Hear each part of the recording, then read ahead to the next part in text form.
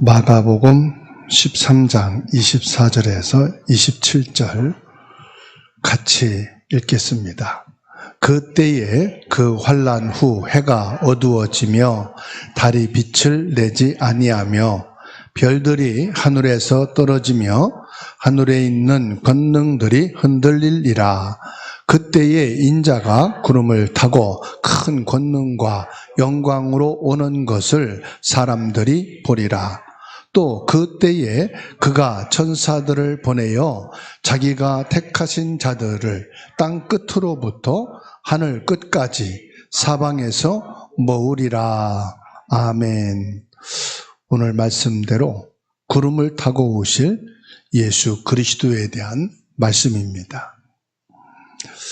전 우주가 환난 속에 있을 때 예수 그리스도의 재림과 택한 백성들을 하늘과 땅에서 모으시고 영광스러운 구원의 완성을 예수님이 말씀하고 계셔요.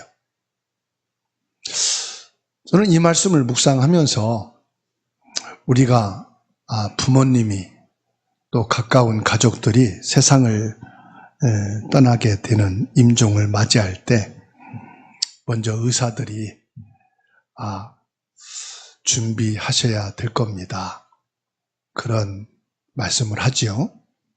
그래서 모든 자녀 형제들이 불이 나게 모든 하던 일을 중단하고 바쁜 일정을 취소하고 모입니다. 근데 다시금 또 회복되어서 의사가 조금 더 사실 것 같다고. 그럼 이제 형제들이 다행이다. 놀란 가슴을 쓸어안고 다시 이제 가정으로 일상으로 돌아가죠.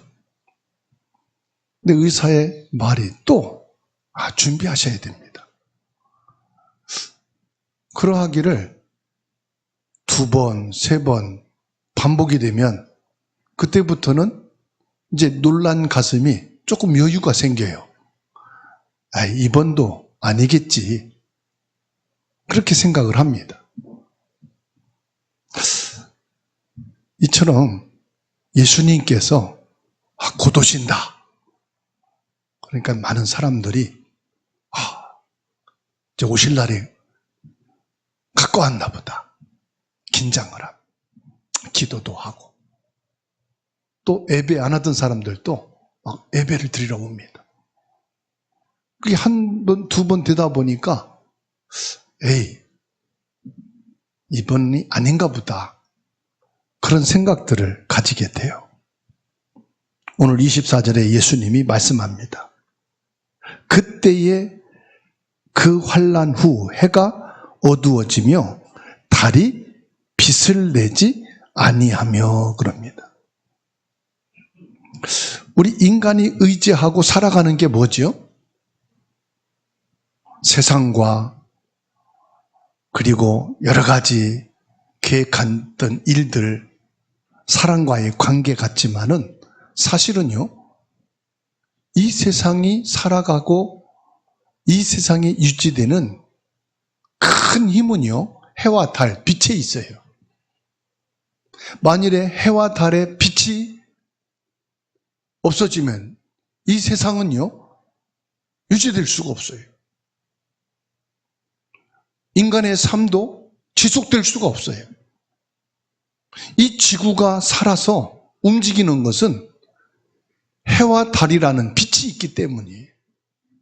예수님께서 말씀하기를 인간이 의지하고 이 세상에 지탱하며 살아가는 해와 달의 빛이 없어지리라.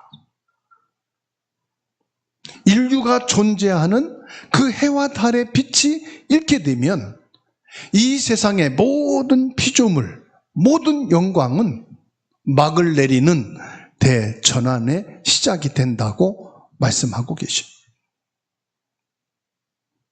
천지와 자연계가 큰 재난이 있을 것을 예수님이 말씀하고 계시죠.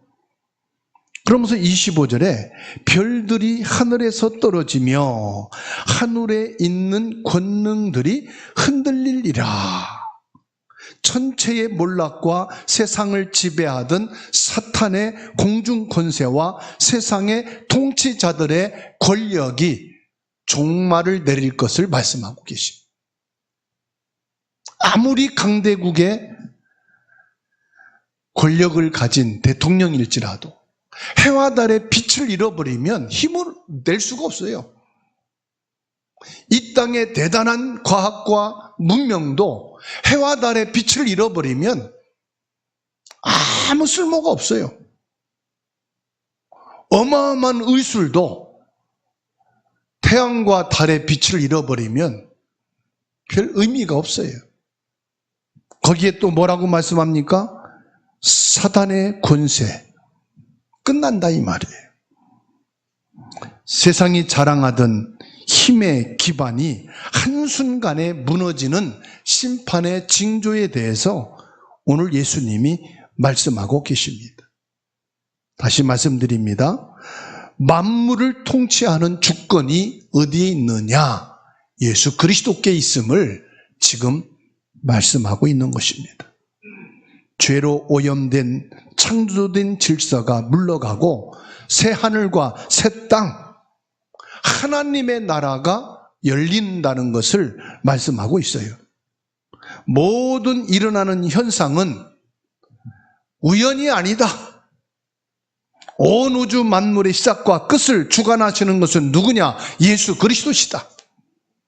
여러분 지금 일기를 보시기 바랍니다. 비가 온다. 비 오는 정도가 아니에요. 폭우가 내려요. 한두 시간 만에 60mm, 120mm, 200mm의 물폭탄이 터지니까요. 이게 비가 아니고요. 재난이 되는 거예요. 재난. 그냥 일기예보가 날이 좋다는 정도가 아니라 30도, 40도 이 지구가요. 온난화로 바뀌는 것입니다. 식물도 살 수가 없고요.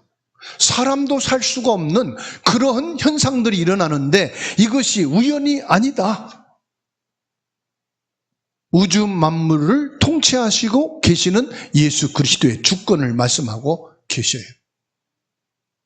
지금 나라와 나라마다 전쟁이 일어나고 있어요. 어느 나라가 힘 있는 나라냐? 첨단 무기를 가지고 있는 나라. 핵무기를 소유하고 있는 나라가 최고의 강력한 나라라고 말을 합니다. 지난주 뉴스를 보니까 저 중국에만도요 핵폭탄이 1000기나 소유하고 있다고 그래요. 저 이웃 나라인 북한에도 100여 기의 핵무기를 소유하고 있다고 그래요. 저 미국에는 수천 기의 핵무기를 가지고 있다고 합니다. 전 세계에 10개 나라가 넘는 나라들이 핵무기를 가지고 있다고 그래요.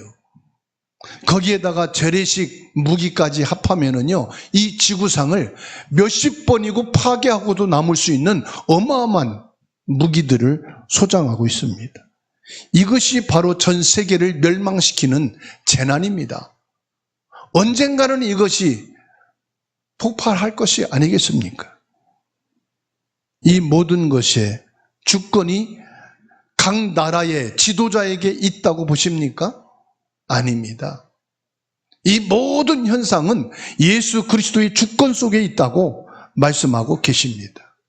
히브리서 12장 26절, 27절 말씀을 찾아서 함께 읽습니다. 히브리서 12장 26절, 27절입니다.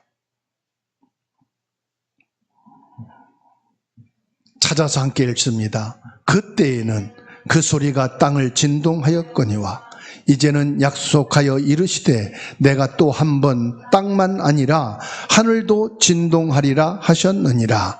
이 또 한 번이라 하심은 진동하지 아니하는 것을 영존하게 하기 위하여 진동할 것들 곧 만드신 것들이 변동될 것을 나타내심이라. 하나님께서 창조하신 이 모든 창조물은 인간이 타락하여 범죄하는 그 순간 이 땅도 저주를 받아 이 땅이 엉겅퀴를 내게 되고 하나님을 떠나버린 인간이 주권을 가지고 뭘 하게 되느냐? 이 땅이 망하게 되어질 것을 예언하고 계십니다. 자, 이 땅은 영구하지 않습니다. 우리 인생도 영원하지 않습니다. 그런데 우리가 일생을 살면서 영원할 것처럼 서로가 다투고 싸우고 네가 옳다, 내가 옳다, 서로가 자기의 주장을 하면서 살아갑니다. 여러분, 뭐가 옳습니까? 뭐가 틀리는 것입니까? 우리가 이 땅에 영원히 발을 딛고 살 것이 아닙니다, 여러분. 자녀라고 해서 항상 어리지가 않아요. 부모라고 해서 항상 세상에 존재하지 않습니다. 지난주에 세상을 떠난 목사님이 항암 치료를 받으면서 2주 전에 친구 어머니 빈소에 찾아가서 문안하고 왔다고 합니다. 자기도 항암 치료를 받으면서 2주 후에 내가 죽을 것이라고는 전혀 예상을 못하고 나는 그래도 더 살 거다. 항암을 통해서 내 생명은 연장될 거다. 이렇게 장담하고 부모가 돌아가신 그 친구 빈소에 가서 문상하고 왔다는 겁니다. 자기가 2주 후에 세상을 떠날 것 같다면 뭘 준비하겠습니까? 사랑하는 성도 여러분, 저와 여러분들은 영구히 살 수가 없습니다. 수년 동안을 내가 살 것 같지만은 저와 여러분들은 1분, 10분, 1시간 내일 어떤 일이 일어날지 우리는 알지 못하고 오늘을 계획하고 10년을 계획하고 목표를 세우고 살아갑니다. 어느 분이 인류대학을 나오고 저 미국에서 첨단 AI 연구를 하고 사업을 시작해서 10몇 억을 투자해가지고 이제 내일이면 개업을 하게 되는데 모든 사무실도 준비하고 사업할 것도 준비하고 모든 거래처 일도 준비하고 내일 개업을 하게 되는데 사우나 가서 깨끗이 씻고 새로운 마음을 가지고 개업식을 하려고 하는데 사우나에서 안 나와. 가서 보니까 뇌졸중으로 죽어버렸어. 자기가 죽을 걸 알았다면 그렇게 고생해서 공부하고 자기 전 재산을 끌어모아서 또 대출까지 받아가지고 투자해서 내일이면 개업한다는 소망과 믿음을 가지고 그렇게 열심히 살겠습니까? 자기 살 길을 찾겠지? 옆에 분하고 인사합시다. 나는 내일 일을 모릅니다. 화평을 이루며 삽시다. 뭐 때문에 우리가 다투고 뭐 때문에 싸우고 뭐 때문에 주장하고 뭐 때문에 노력하고 무엇을 위해서 삽니까? 오늘 예수님이 말씀하고 있습니다. 26절에 그때 인자가 구름을 타고 큰 권능과 영광으로 오는 것을 사람들이 보리라. 예수 그리스도께서 구름을 타고 이 땅에 오실 것을 말씀하고 계셔요. 그때의 인자가 구름을 타고 오시리라.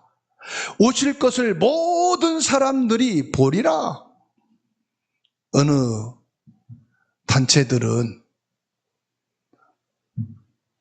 하나님이 비밀을 우리에게 보이셨는데 우리 단체만 진리다. 우리가 모이는 장소만 진리다. 하나님이 우리에게만 비밀을 주셨다. 그래서 우리와 함께 우리 장소와 함께 우리가 가르치는 이것을 받아야만 오실 예수 그리스도를 맞이할 수 있다. 새하늘과 새 땅 그 나라에 들어갈 수가 있다 주장합니다. 그래서 우리만이 참된 그리스도의 비밀을 가지고 있고 우리만이 그리스도의 비밀을 가르치고 있고 우리만이 참된 진리의 단체다 주장하는 교주들도 나오고 그리스도라고 하는 사람들도 나오고 자기들만을 주장합니다. 그런데 성경에서 예수님은 말씀하고 있습니다. 모든 사람들이 보도록 구름을 타고 영광 중에 오실 것이다. 그런데 예수님이 비밀리에 오신 때가 있었어요. 그게 언제지요? 초림하실 때예요. 요한복음 1장 14절에 메시아이신 구원자 그리스도가 인간의 몸을 입고 오실 때는 비밀리에 마구간에 어린아이로 오셨어요. 그 당시에 헤롯도 비밀리에 오신 예수님을 찾기 위해서 군대를 풀어서 그 오신 메시아를 찾아 헤맸어요. 그런데 하나님께서는 별을 연구하던 동방 박사들에게만 오신 예수님의 비밀을 가르쳐 줬어요. 그리고 하나님께서 오실 메시아를 보내겠다고 말씀하신 그 말씀을 믿는 자들만 예수 그리스도를 만나게 되었어요. 예수님께서 만왕의 왕이시고 우리를 구원하실 메시아이심을 드러내고 선포했을지라도 유대인과 종교인과 정치 지도자들은 믿지 않았어요. 오히려 예수님을 핍박했어요. 예수님을 잡아다가 고문을 했어요. 예수님을 십자가에 못 박았어요. 예수님을 죽이는데 앞장섰어요. 왜 그러냐? 오신 메시아임을 몰랐기 때문에. 죄와 사단과 지옥의 권세를 꺾으실 유일하신 구원자 예수 그리스도를 몰랐기 때문에 예수님을 죽이는 일에 모든 왕들도, 모든 종교 지도자들도, 모든 세상에 뛰어난 지식인들도 앞장서서 예수를 십자가에 못 박으라고 했어요. 그런데 예수님이 그리스도라는 증거로 죽은 자 가운데 3일 만에 부활하셨습니다. 죄와 사단과 지옥의 권세를 꺾으시고 3일 만에 부활하신 예수님께서 하나님 보좌 우편에 앉아 계시면서 재림주로 오실 때에는 비밀리에 오지 아니하시고 온 세상 사람들이 눈을 똑똑히 뜨고 영광 중에 구름을 타고 천사장의 나팔 소리와 함께 이 땅에 오실 것을 말씀하셨습니다. 다니엘 7장 13절에 말씀합니다. 내가 또 밤 환상 중에 보니 인자 같은 이가 하늘 구름 타고 와서 옛적부터 항상 계신 이에게 나아가 그 앞으로 인도되었다 말씀합니다. 다니엘에게 말씀합니다. 인자이신 예수 그리스도께서 하늘 구름을 타고 이 땅에 오실 것이다. 26절에 뭐라고 말씀합니까? 하반절에 큰 권능과 영광으로 오실 것을 사람들이 보리라. 만왕의 왕으로, 승리의 왕으로 천사장의 나팔 소리와 함께 구름을 타고 영광 중에 모든 사람들이 보게 오실 것이라고 말씀하셨기 때문에 저와 여러분들은 속을 필요가 없습니다. 우리만 진리고 우리 단체, 우리 장소에만 예수님이 오실 것이다. 천만의 말씀이에요. 믿는 자나 믿지 않는 자가 모두가 주 예수님이 재림하여 오실 것을 보게 되어질 것입니다. 예수님은 더 이상 사단에게 시험을 받거나 십자가에 못 박으실 이유가 없습니다. 그것은 초림으로 오신 때로 끝났습니다. 예수님이 재림하실 때는 만국의 대적들이 굴복될 것이라고 말씀합니다. 하나님의 큰 권능과 영광을 드러내며 오실 것이라고 말씀하셨습니다. 예수님을 멸시하던 자들, 교회를 핍박하던 자들, 예수 그리스도를 믿는 자들을 핍박하고 조롱하던 자들이 예수 그리스도의 권능과 영광 앞에 두려워 떨 것을 말씀하고 계십니다. 함께 계시록 1장 7절을 찾아서 읽습니다. 예수님께서 마지막 날 재림주로 오실 때 어떻게 오실 건지 정확하게 말씀하고 있습니다. 계시록 1장 7절을 찾아서 읽습니다. 함께 읽습니다. 볼지어다 그가 구름을 타고 오시리라. 각 사람의 눈이 그를 보겠고 그를 찌른 자들도 볼 것이요 땅에 있는 모든 족속이 그로 말미암아 애곡하리니 그러하리라. 아멘.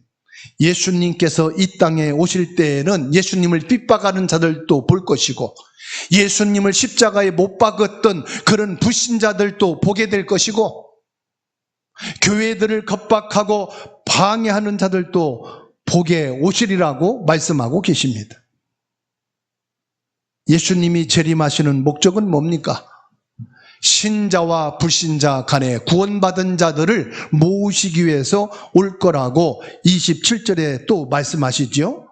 또 그때에 그가 천사들을 보내어 자기가 택하신 자들을 땅 끝으로부터 하늘 끝까지 사방에서 모으리라.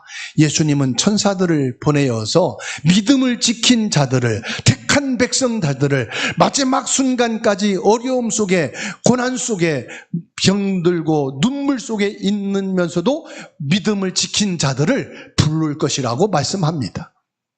사랑하는 성도 여러분, 지금 여러분이 어떤 고난을 당하고 있습니까? 뭐 때문에 괴로워하고 있습니까? 뭐 때문에 슬퍼하고 있습니까? 뭐 때문에 탄식하고 있습니까? 신앙생활하기가 어렵습니까? 믿음을 지키십시오. 마지막 날 예수님께서 재림하실 때 여러분들을 택하시고 부르시고 모으신다고 분명히 약속하셨습니다. 여러분들이 마지막 순간까지 믿음을 지키시다가 주님 앞에 서게 되기를 주님의 이름으로 축원합니다. 그러면 예수 믿다가 병들어 죽은 우리 부모들이 있는데, 할머니 할아버지들이 그렇게 잘 믿다가 죽었는데 어떻게 됩니까? 데살로니가전서 4장 16절 17절에 그 답을 주고 있어요. 다 찾아서 봅시다. 내가 예수 믿다가 예수님이 재림하시지 않으시면은 그거 억울한 거 아닙니까? 그런 사람도 가끔 나와요.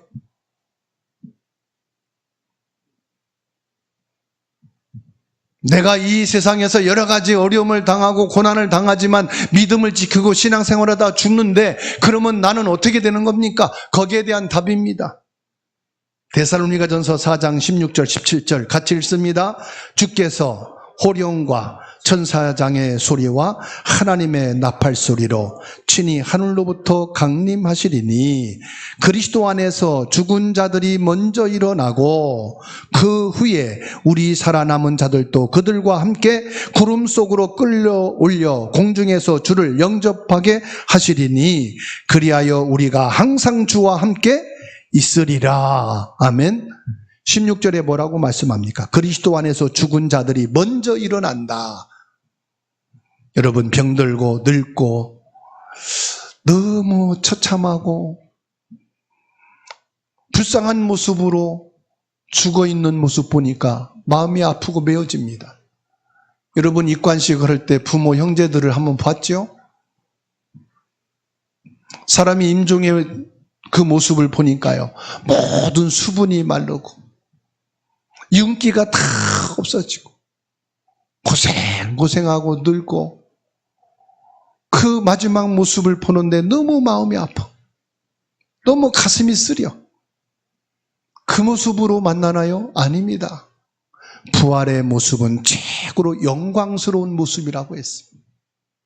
먼저 세상을 예수 믿고 구원을 받아 세상을 떠난 나의 부모, 형제, 조상들이 주 예수님이 재림하실 때 먼저 일어나 주님을 맞이하게 된다고 오늘 약속하셨습니다. 할렐루야.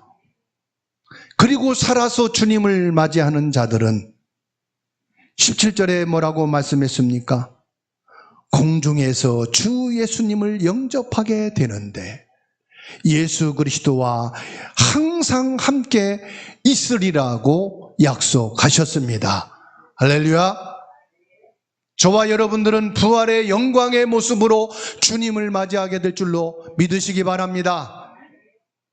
모든 질병과 슬픔과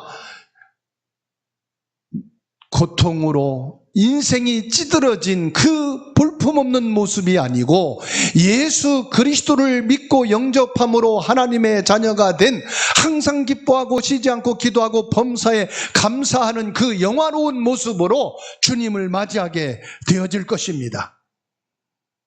그러면 결론으로 우리가 이 땅에 살면서 어디에 소망을 둘 것입니까? 모든 빛을 잃어버리고 어둠 속에 무너질 세상에 소망을 두지 말라는 것입니다. 잠시 잠깐 있다가 없어질 이 세상의 부귀와 영화에 소망을 두지 말라는 것입니다. 보좌의 영원한 가치를 두고 살라는 말씀입니다.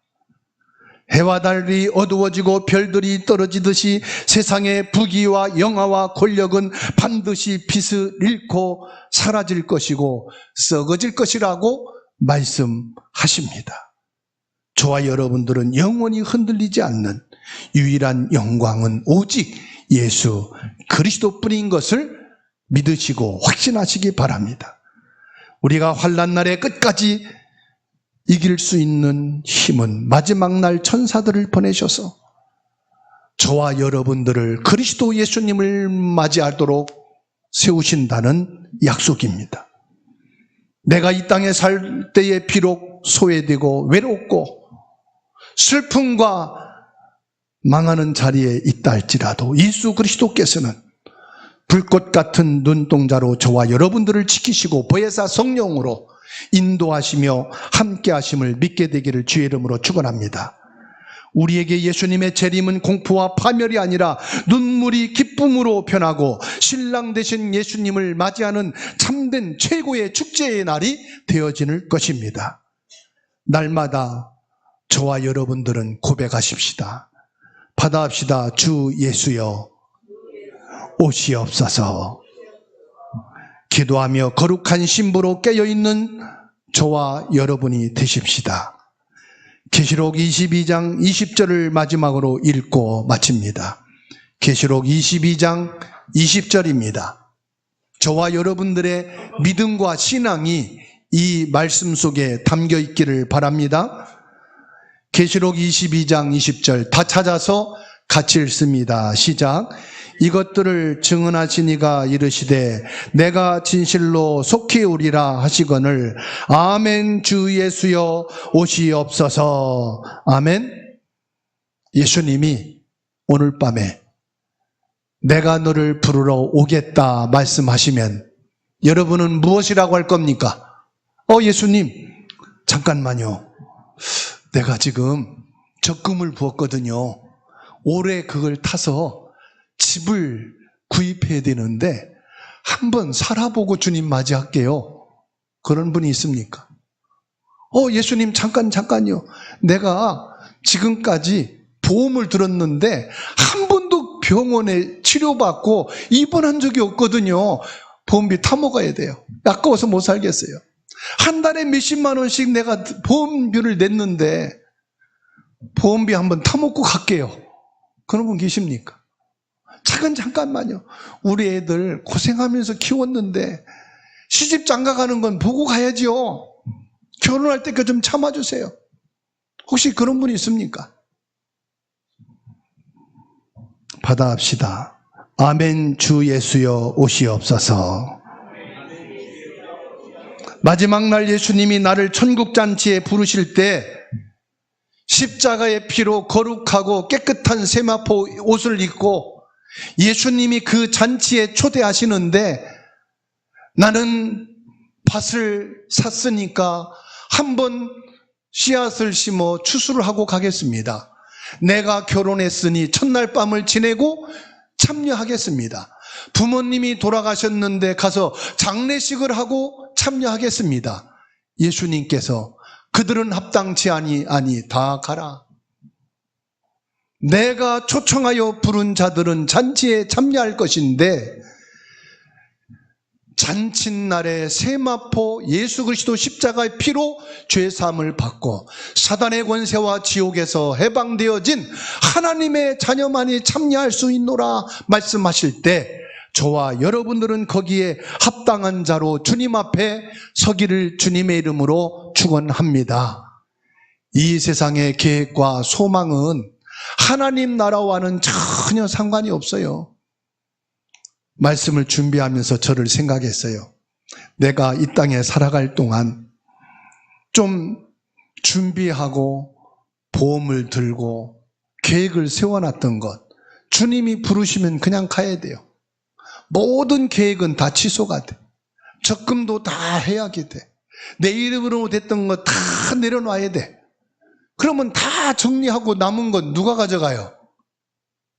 누가 가져가요? 살아있는 내 유산의 제 1순위들이 가져가. 그 1순위가 누굴까요? 자녀들, 자녀가 없는 사람은 형제들. 그렇죠? 나하고는 아무 상관이 없는 거예요. 그런데 우리는 여기에 소망을 두고 생명 걸고 살아갑니다.